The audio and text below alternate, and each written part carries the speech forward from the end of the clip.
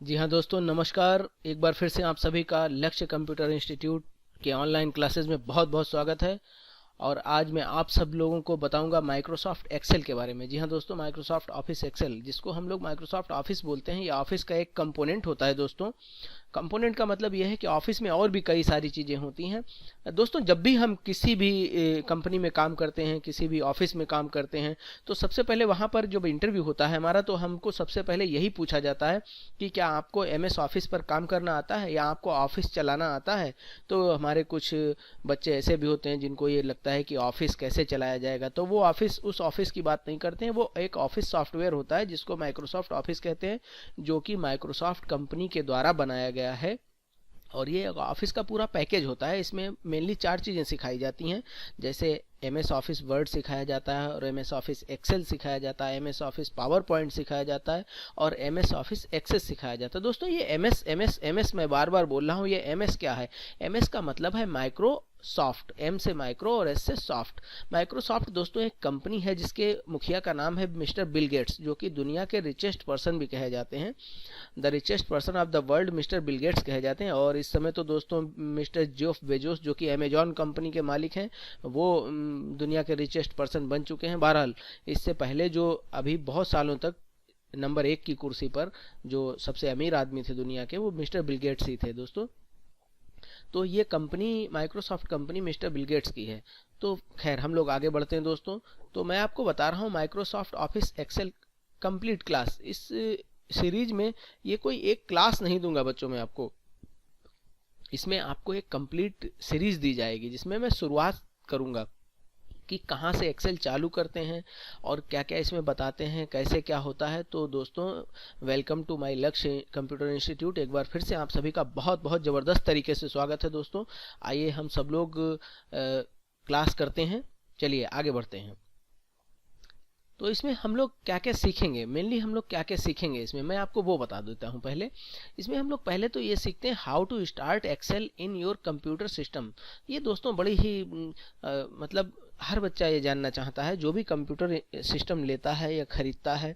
जैसे किसी ने कंप्यूटर खरीदा, सीआरटी मॉनिटर वाला खरीदा, मतलब डेस्कटॉप खरीदा या लैपटॉप, कुछ भी खरीदा हो, तो जब ऑफिस में कहीं काम करने की बात आती तो कहता मैं भी सीखूंगा, लेकिन उसको ये नहीं पता होता कि इसको सिस्टम को स्टार्ट कैसे करना है, मतलब कंप्यूटर सिस्टम में अपने एक्सेल को कैसे स्टार्ट किया जाता है। तो पहले तो मैं आपको यही बताऊंगा कि कितनी तरीके से स्टार्ट कर सकते हैं। अगर आपके कंप्यूटर में एक्सेल इंस्टॉल है, एमएस ऑफिस इंस्टॉल किया हुआ पहले से ही है, तो आपको कैसे पता चलेगा और कैसे आप उसको ओपन कर सकते हैं, मतलब how to start Excel in your computer system. दूसरा मैं आपको बताऊंगा स्प्रेडशीट का लेआउट के कंपोनेंट्स जो होते हैं। जी हाँ दोस्तों, अब आप सोच रहे होंगे स्प्रेडशीट क्या होती है। तो दोस्तों मैं आपको बता दूं एक बार फिर से कि एक्सेल की ही जो वर्क बुक होती है, अब फिर मैंने नया नाम ले लिया, वर्क बुक। यानी कि एक्सेल जब हम चलाते हैं, एक्सेल सॉफ्टवेयर जब हम चलाते हैं, तो एक पेज खुल के आता है, उसको हम लोग वर्क बुक बोलते हैं, जिस पर हम काम करते हैं। एक जो लेआउट खुल के आता है उसको हम लोग वर्क बुक भी बोलते हैं और स्प्रेडशीट भी बोलते हैं। ठीक है, 2 चीज़ें बोलते हैं। ये ट्रिपल सी के क्वेश्चंस भी हैं कि स्प्रेडशीट किस में होती है। तो दोस्तों इसके बाद हम फिर चलते हैं, यानी कि उसके लेआउट जब एक पेज खुल के आता है, जब हम स्प्रेडशीट खोलते हैं, जब हम एक्सेल ओपन करते हैं, तो एक पेज जो खुल के आता है उसमें कितने कंपोनेंट्स होते हैं और उनको हम लोग क्या क्या कहते हैं, ये मैं आपको बताऊंगा। यानी कि बिल्कुल ही बेस से बताना चालू करूंगा। अब तीसरी चीज मैं आपको बताता हूँ, वर्क ऑफ एक्सेल। जी हाँ दोस्तों, एक्सेल का मेनली वर्क क्या है, क्यों हमको जरूरत पड़ी एक्सेल की। तो दोस्तों एक्सेल क्यों जरूरत पड़ता है ये मैं आपको बताऊंगा। एक्सेल का मेन काम होता है, जितनी भी कैलकुलेशंस हैं उनके काम में यूज होता है। हजारों लाखों कैलकुलेशंस को एक सेकंड में चुटकी बजाते ही यूं कर देता है। ठीक है, अब इसके बाद मैं आपको बताता हूँ, अभी मैं और भी इसके बारे में आपको बताऊंगा, थोड़ा डिस्क्रिप्शन भी दूंगा, लेकिन मैं जल्दी जल्दी बता रहा हूँ क्योंकि क्लास ज़्यादा बड़ी नहीं करनी है। फिर इसके बाद मैं आपको बताता हूँ बेनिफिट ऑफ एक्सेल, एक्सेल के बेनिफिट्स क्या होते हैं। तो दोस्तों ये बताने के बाद मैं ये सारी चीज़ें करने के बाद में मैं आपको डायरेक्ट ले चलता हूँ अपनी कंप्यूटर की स्क्रीन पर, और वहाँ से मैं आपको एक्सेल कैसे स्टार्ट किया जाता है डायरेक्ट यही बताता हूँ। ठीक है, चलिए। तो दोस्तों ये रही मेरे कंप्यूटर की स्क्रीन, यानी कि मेरे लैपटॉप की स्क्रीन, जिसको हम लोग डेस्कटॉप बोलते हैं। तो अभी हमारे डेस्कटॉप पर कैसे हम लोग स्टार्ट करेंगे एक्सेल को, तो मैं आपको एक बहुत ही आसान तरीका बताता हूं। अगर हमको बिल्कुल कुछ भी नहीं पता है कि कहां पर से एक्सेल चालू होगा, तो मैं आपको बताऊं कि हमारे लैपटॉप या डेस्कटॉप में जो कीबोर्ड होता है उसमें एक की होती है जिसको विंडो की बोलते हैं, जिस पर विंडो का साइन बना हुआ होता है। जैसे ये देखिए, ये कॉर्नर पे लेफ्ट वाले कॉर्नर पर, ये देखिए लेफ्ट साइड में निचले कॉर्नर पर ये बनी हुई है, ठीक है। तो इस तरीके की ही एक की जो है हमारे कीबोर्ड पर बनी होगी, हम उसको और आर बटन को एक साथ प्रेस करेंगे, यानी विंडो और आर एक साथ प्रेस किया देखिए, और यहाँ पर हम टाइप करते हैं EXCEL। जी हाँ दोस्तों, हमको एक्सेल खोलना है तो हम एक्सेल पूरा टाइप कर देंगे यहाँ पर, और टाइप करने के बाद एंटर बटन दबा देते हैं। तो देखिए एक्सेल खुल गया दोस्तों। ये एक तरीका हुआ एक्सेल खोलने का। मैं आपको और भी कई तरीके बताता हूँ एक्सेल खोलने के, ठीक है। अब यहाँ से हम लोग क्लोज करते हैं। ये देखिए ये 3 बटन है, मिनिमाइज, मैक्सिमाइज और ये क्लोज बटन। मैं यहाँ से क्लोज करवाता हूँ और दूसरा तरीका आपको बताता हूँ। यहाँ से बंद किया, अभी मैं स्टार्ट बटन पर आया हूँ। ये देखिए ये नीचे स्टार्ट बटन होता है, इस पर मैंने क्लिक किया, और क्लिक करने के बाद मैं यहाँ पर देखता हूँ। अगर मेरे कंप्यूटर में ज़्यादा कोई एक्सेल चला रहा होगा तो यहाँ पर ज़रूर आ जाएगा, और मैं इसको ऐसे करके देखता हूँ। थोड़ा स्क्रॉल करके मैंने देखा, ये देखिए ये एक्सेल का एक ये बना हुआ है, आइकन बन रहा है, तो इस पर क्लिक करने से भी एक्सेल खुल जाएगा। तीसरा तरीका ये है दोस्तों कि अगर एक्सेल की कोई फाइल आपके डेस्कटॉप पर पड़ी हुई, जैसे ये देखिए ये एक्स बना हुआ है, ये एक्स बना हुआ एक्सेल की फाइल है। हम कैसे पता लगाएंगे कि एक्सेल की फाइल है? इस पर कर्सर लेके जाएंगे तो देखिए लिख के आ रहा माइक्रोसॉफ्ट एक्सेल वर्कशीट, लिख के आ रहा है। तो ये एक्सेल की फाइल है। हम किसी भी दूसरे व्यक्ति की फाइल, यानी कि जैसे ये एक बच्ची है रोशनी राजपूत, उसकी फाइल है बनी हुई, इसमें मैंने इसको ओपन करवा दिया। देखिए 2 बार क्लिक किया मैंने इस पर, ये ओपन हो गई। देखिए सेम चीज़, उसकी फाइल खुल गई, मेरी फाइल नहीं है, ये उसकी फाइल है, लेकिन मैं इस पर अपनी फाइल दूसरी बना सकता हूँ। तो मैं यहाँ पर पहले ऑफिस बटन पर गया दोस्तों। इस बटन को, ये कॉर्नर में लेफ्ट वाले कॉर्नर में जो बटन है, इसको ऑफिस बटन बोला था। इस पर मैंने क्लिक किया और न्यू लिख के आया, जो न्यू ऑप्शन आया वहाँ पर मैंने क्लिक किया, और देखिए ब्लैंक वर्कबुक लिख के आ गया। मैंने बताया था ना कि वर्कबुक भी बोलते हैं, जो एक्सेल की जो शीट खुल के आती है उसको वर्कबुक भी बोलते हैं। तो मैंने इस पर क्लिक किया 2 बार, और देखिए ये न्यू शीट खुल गई, रोशनी वाली इसमें से हट गई और दूसरी शीट खुल गई है। तो दोस्तों ये 3 तरीके होते हैं एक्सेल को ओपन करने के, ठीक है। अभी मैं आपको ये बताता हूँ कि इसमें ये जो बटन बने हुए हैं, ये सब लिखा हुआ है, ये सब क्या है, इसको क्या बोलते हैं, ठीक है। तो मैं ऊपर से ही बताता हूँ आपको, शुरुआत करता हूँ, क्योंकि ये बहुत ज़रूरी चीज़ें हैं। आप अगर एक्सेल सीखना चाहते हैं तो आपको ये सब आना ही चाहिए। देखिए सबसे पहले ये होता है ऑफिस बटन, इसको बोलते हैं ऑफिस बटन। इसके क्लिक करने पर कई मेन्यू खुल के आ जाते हैं। देखिए ये मेन्यू सारे खुल के आ गए, new, open, save as, print, prepare, send, publish, close. खैर हम लोग अभी इस पर बात नहीं करेंगे, हम लोग अभी बात करते हैं यहाँ पर। तो अभी ये एक बटन होता है, ये एक बटन बना हुआ है, ये एक बटन बना हुआ, एरो टाइप के हैं, देखिए तीर जैसे, एक तीर इधर मुड़ा हुआ है, एक तीर इधर मुड़ा हुआ है। इसको बोलते हैं अनडू बटन, और इसको बोलते हैं रीडू बटन। अनडू का मतलब होता है दोस्तों अन माने नहीं, और डू माने करना। अगर हमको कोई चीज़ हमने कर दिया है, जैसे मान लीजिए हमने कोई बटन दबाया और ये दबता चला गया, तो ये धोखे में दब गया ना, तो हम इसको अंडू कर सकते हैं। अंडू का मतलब ये हमने कर दिया धोखे से, तो इसको नहीं करना है। तो देखिए ये ऑप्शन मैंने कर दिया, चला गया सब कुछ, ठीक है। और अगर फिर से वही लाना है, रीडू करना है, तो देखिए इस ऑप्शन को मैं यहाँ पर आया हूँ। अब देखिए ये 2 बार 3 बार मैंने बटन दबा दिया, और मैंने इसमें से 2 बार देखिए 2 टेक्स्ट को मैंने डिलीट मार दिया। लेकिन अभी मैं चाहता हूं कि मैं इसको रीडू कर दूं, जो भी मैंने अंडू किया था अब मैं इसको रीडू कर दूं। देखिए अंडू करवाया, अंडू करने के बाद ये रीडू का ऑप्शन हाईलाइट होने लगा, ये देखिए रीडू हो गया। रीडू माने दोबारा वही करना है। तो खैर अब हम लोग थोड़ा सा देखते हैं इन बटन्स को क्या कहते हैं, इनको क्या बोलते हैं। ये जो है देखिए ये कई बटन, और इसे ये बढ़ भी सकते हैं। अभी मैं आपको बताऊंगा कि ये कैसे बढ़ा सकते हैं। इसमें हम लोग थोड़ा सा अपने तरीके से भी इसको मॉडिफाई कर सकते हैं, इसको कस्टमाइज कर सकते हैं। तो ये बटन होता है होम, इसको इंसर्ट बोलते हैं, page layout, formula, data, review और व्यू। इसको बोलते हैं बच्चों टैब। अगर कोई हम काम कर रहे हो और हम किसी को बताना चाहें कि हम किस में काम कर रहे हैं, तो अभी हम होम टैब में है। कहाँ पर है? होम टैब में। फिर उसके आगे इंसर्ट टैब है, पेज लेआउट टैब है, फिर फार्मूला टैब है, डाटा टैब है, रिव्यू टैब है और व्यू टैब है, ठीक है। ये इसको बोला जाता है। और ये नीचे जो दिया होता है इसको बोलते हैं ग्रुप। ये होम टैब में मैं गया, होम टैब में जाने के बाद ये जो नीचे होते हैं ये ग्रुप्स कहलाते हैं। जैसे फॉन्ट ग्रुप हो गया, ये अलाइनमेंट ग्रुप हो गया, ये वर्ड रैप ग्रुप हो गया, मर्ज सेंटर ग्रुप हो गया, इसको ये सब बोला जाता है, ठीक है। तो इसके बाद में ये होता है एड्रेस, ये होता है एड्रेस।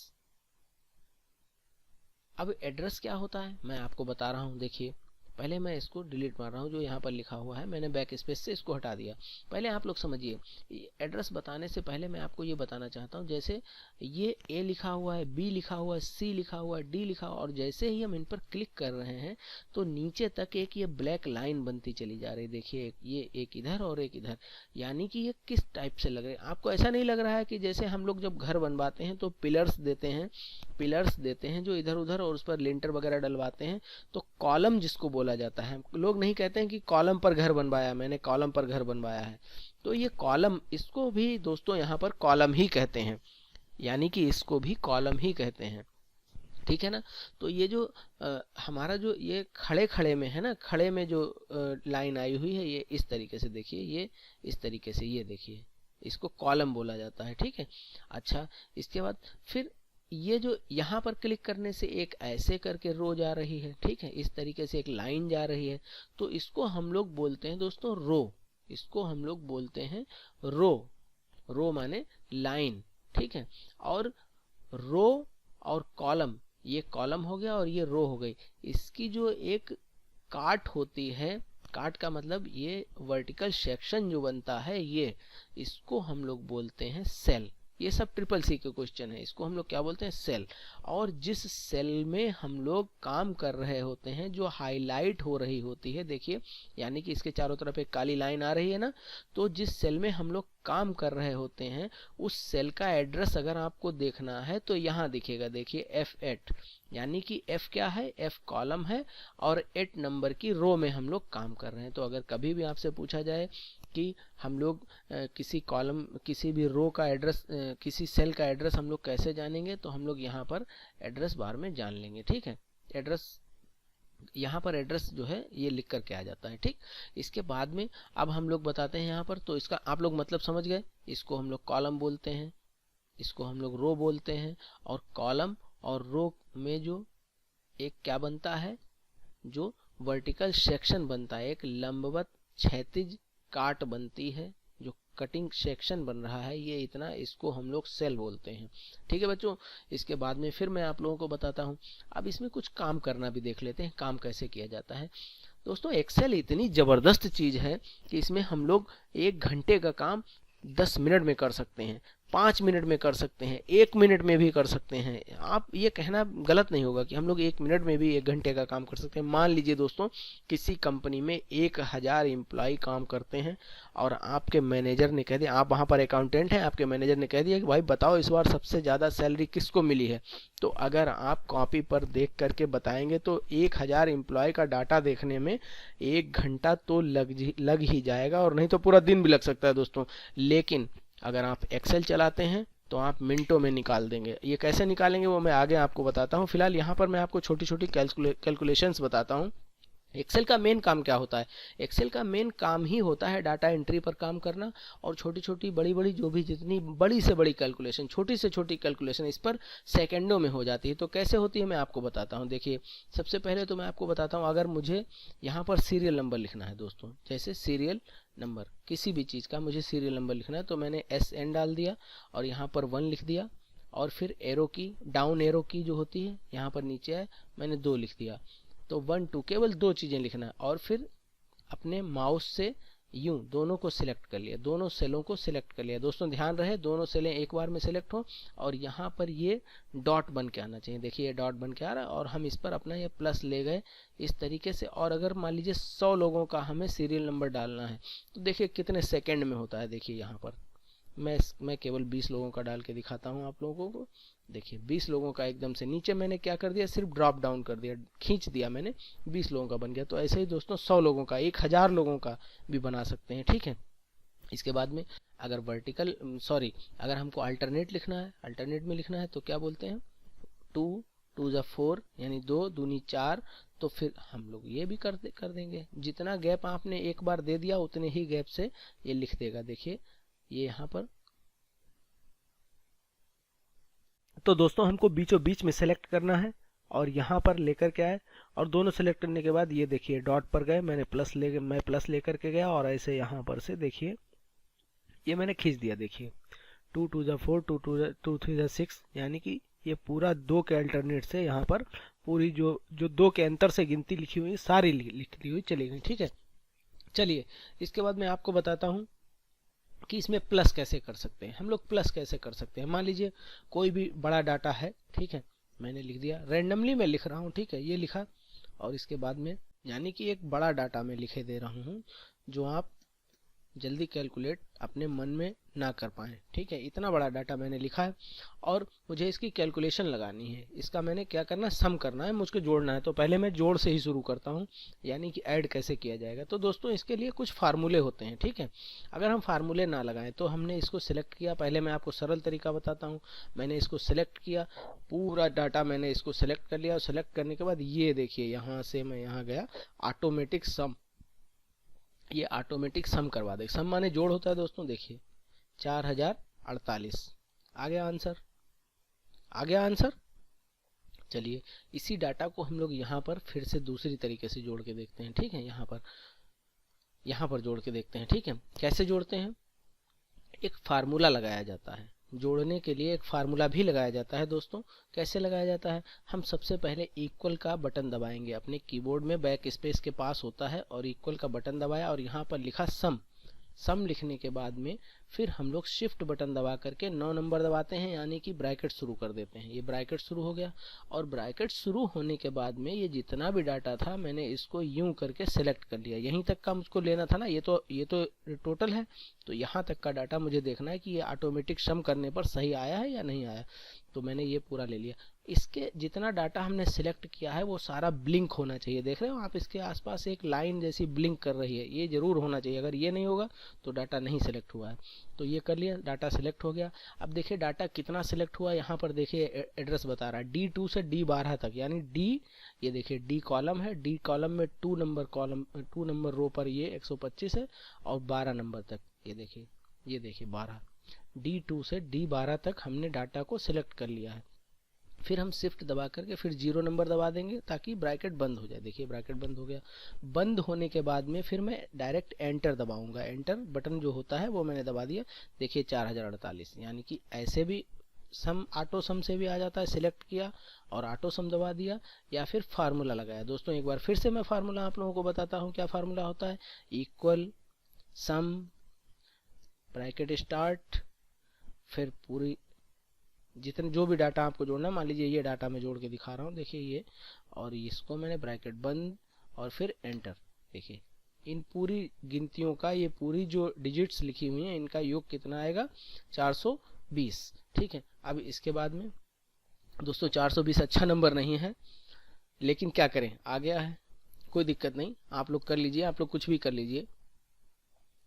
अब मैं आपको माइनस के बारे में बताता हूँ। दोस्तों माइनस कैसे किया जाता है, और मैं आपको सिर्फ प्लस और माइनस 2 ही चीज़ें आज बताऊंगा, उसके बाद में फिर कल कुछ बताते हैं। ठीक है, माइनस कैसे किया जाता है, मान लीजिए आपने लिखा 450 और आपको इसमें से माइनस करना है, मान लीजिए 425।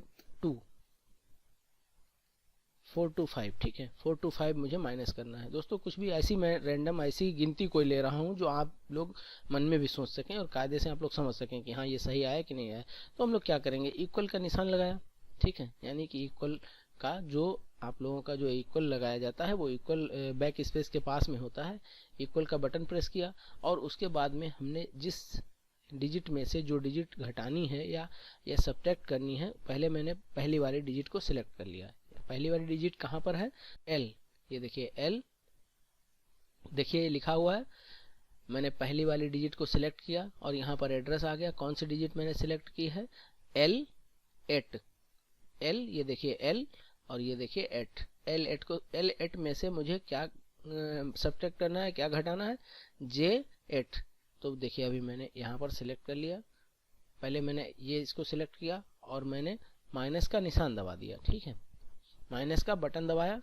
माइनस का बटन दोस्तों जो इक्वल वाला बटन होता है उसके पास में ही होता है। माइनस का बटन दबा दिया और उसके बाद में मैंने फिर ये 5, इसको मैंने सेलेक्ट कर लिया। तो देखिए J8, ये देखिए J और ये देखिए 8, J8 यानी कि L8 में से J8 को माइनस करना है और मैंने डायरेक्ट एंटर दबा दिया, इसमें कुछ भी नहीं करना आपको, एंटर दबा दिया। तो देखिए कितना आया, 450 में से 425 निकल गए तो 25 आ गया। ठीक है दोस्तों, तो आज के लिए बस इतना ही रखता हूँ, वरना वीडियो लंबी हो जाएगी, फिर आप लोग बोर होने लगेंगे। कल मैं आपको अन्य भी कई चीज़ें, गुणा भाग, एवरेज निकालना, परसेंटेज निकालना, ये सारी चीज़ें बताऊंगा और धीरे धीरे सारी चीज़ें मैं आपको क्लियर करता चलूँगा। तो बहुत बहुत धन्यवाद दोस्तों।